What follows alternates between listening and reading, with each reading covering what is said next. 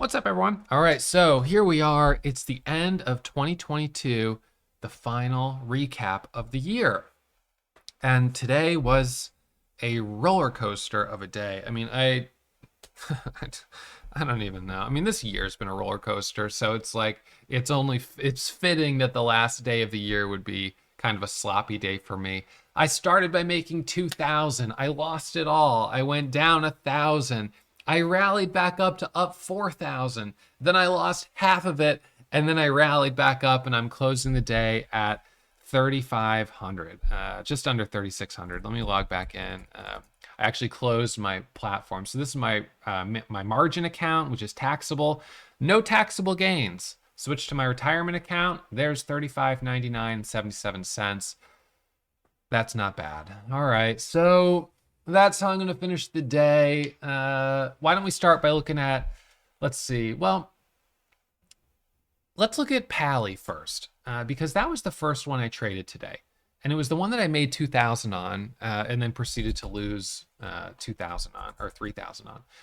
So PALI, what in the world? What kind of chart is this? This is crazy. This doesn't even look right. Okay, so I started trading it early. My very first trade of the day, let me go back. Let me scroll all the way back here. I took a lot of trades today. My very first trade of the day was 570 long PALI. All right, so, and that was at just before 8 a.m. So that would have been right in here, 570. As it broke through here, I basically bought this. So it starts to pop up. It hits a high of around 80. It dips down, and I'm long right here at 570, 572. I take some profit going up to 580, and I made like $400 on that first trade. Okay, so not bad. I then get back in at 588 and add at 598 for the break of 6. It hits a high of 605, drops down. I lose 200 on that trade. I get back in for another trade here for the break back over 6. It drops again. I lose another 150. Now I'm up only $50 on the day. But I've already started churning commissions, so no doubt I was red after fees and commissions. Comes back up. I actively trade it, I get back in it, and I size up at 520 and 525, and it squeezes to 550. I take my profit off the table. I'm up 1,500 on the day. I get back in. We get the squeeze up to 7. I'm up 2,800 on the day. I'm like, all right, not bad. Or maybe it was 2,200, something like that. I was up over 2,000 on the day. And then I got back in at 7 and added at 705 right here. Stopped out as it dropped back down, gave back 1,300. So now I go from up 2,200 to up, 1,000.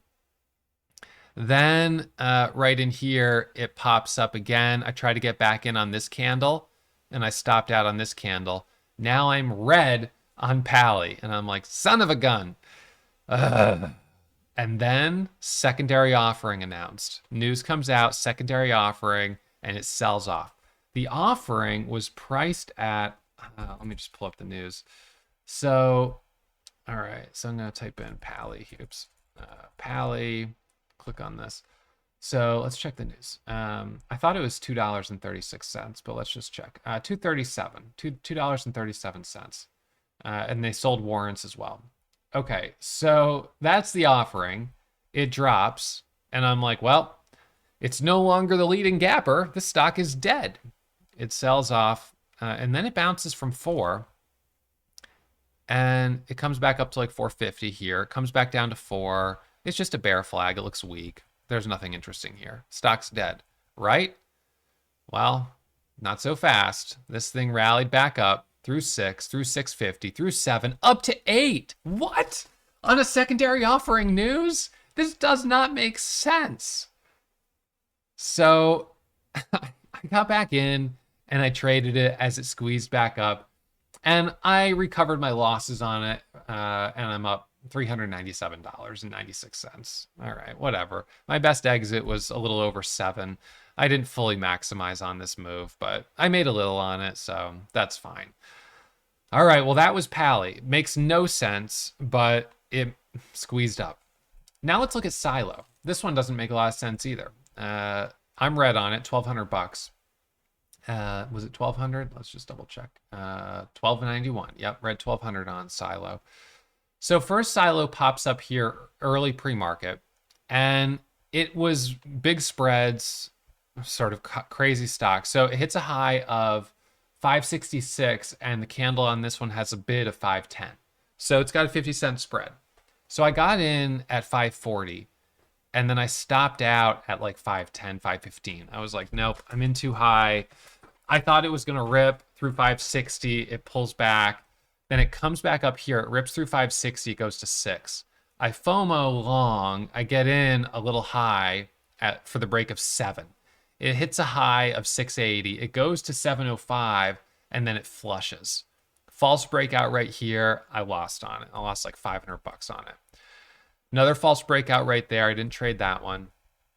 And then there was another false breakout that got me after the open, and that was right here, that knife.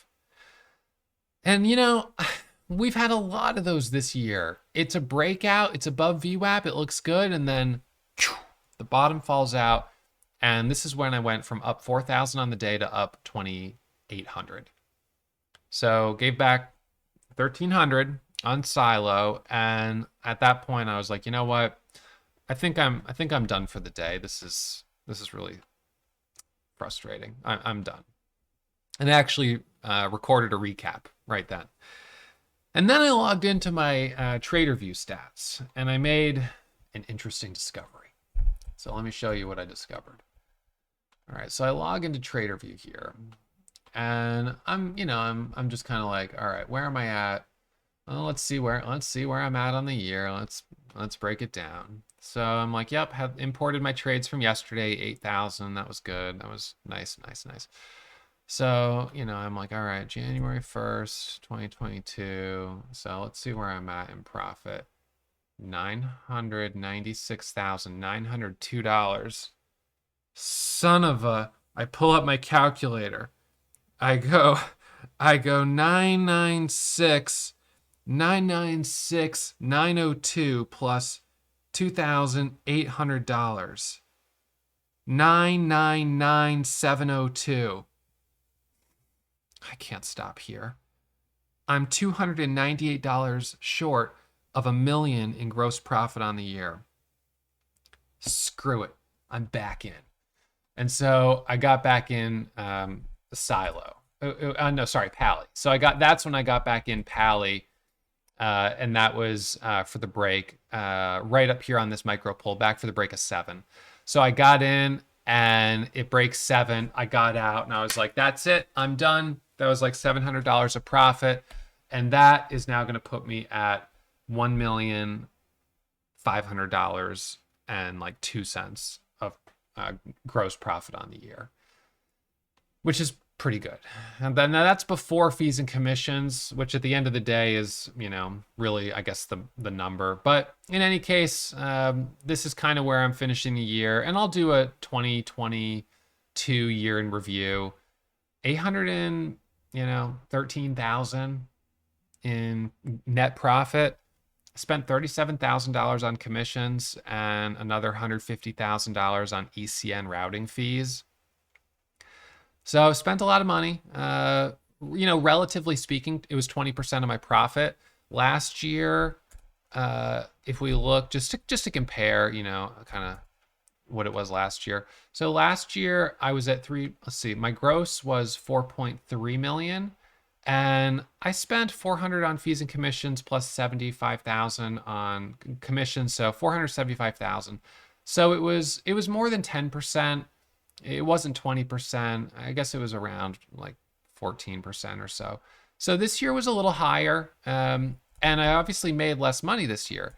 So what happened? What was different about this year? This year, I spun my wheels a lot. It was a lot of churn. It was a lot of chop. It was a lot of moves. Kind of like that move on Silo that cost me that $1,300. A lot of moves like that one right there. And I got caught in a lot of them this year. So, that's part of trading. Easy come, easy go. Trading is hard. And of course, this, my results aren't typical, and there's no guarantee you'll find success whether you trade on your own or you learn from me. But I did find my way to some profit this year, and I plan to do the same next year. I'm setting low expectations next year because there's a possibility that we'll be in a recession. We are probably going to be still in a bear market, at least for the first 3 to 6 months of next year. But if the Federal Reserve stops increasing interest rates, we may see a rally. And historically, off of this type of pullback, we usually see pretty big bull market rallies. We just don't know when it's going to start. So I'm here. I'm ready to trade. I'm going to keep showing up every day. And when things start to pick up, I'll put the pedal to the metal. I'll start to size up. And maybe next year will be better than this year. Maybe it'll be worse. I don't really know. I can't control the market. So I'm just going to ride the waves. And I'm going to try to manage my risk while I'm doing it, because my number one job as a trader, I'm a risk manager right there. Autofocus. There we go. I'm a risk manager. So I'm responsible for, a relatively large amount of capital. I have to manage my risk in the way I trade it and be responsible. And this year was, it was not bad. It was not bad. Could have been better, but it wasn't bad. And, $1 million in gross is a great year. 800 in net, it's a great year. And we'll do a full year in review later next week probably, or maybe not at some point in January. But in any case, this today was kind of wild. So DBGI, by the way, DBGI, I don't know if I looked at that one. So this one, we had news on it right at it was like 8:45. It hits the scanner. So let's see. Let's go back. Actually, I didn't even see what the news is. Let me check DBGI. I saw it hit the scanner. I don't know if I actually checked to see it, even if there was news. I just saw it moving up and I jumped on it. Oh, that's right. I did check it. Completes the acquisition of this company. All right. So right around 8. No, it's like 9:15. This hits the scanner at $4.80. I jumped in for the break of 5, added at 5:18, took profit at 5:25, added back at 5:30. We got the squeeze up to 5:50, 5:75, and ended up doing pretty well on it. At the open, we got a gap and go from 560 up to 6, but then it sold off as the day went on. And that was kind of the trend today was some momentum, short-lived, and then sell-off. PALI right now, PALI is pulling back. Kala made 400 on that one this morning. Had a rejection at the open, didn't trade that. Had another rejection right there, didn't trade that either. I thought this had potential. I'd love to see it squeeze up before the end of the day, because I thought we were going to see the secondary offering, right? They have a shelf registration. It's dated, I think, May. So they've got a shelf registration, and I kept thinking we're going to see a secondary offering before the end of the year so they get some more money on the balance sheet, but we haven't seen it yet, and the clock's ticking. So we'll see what happens. Looks like I got a phone call, so I got to run. I'm going to finish up here. Reminder, as always, trading's risky. And for those tuning in, remember, you can join using coupon code TRADE2023, save 40% on your one-time membership fee. I'll be streaming next year for Warrior Trading members. The morning show is on winter break. So you won't see me next week live streaming on YouTube, but you can tune in for the recaps. And I want to thank you guys for being here and being loyal subscribers on YouTube. Here's to a fantastic 2023. Let's get after it.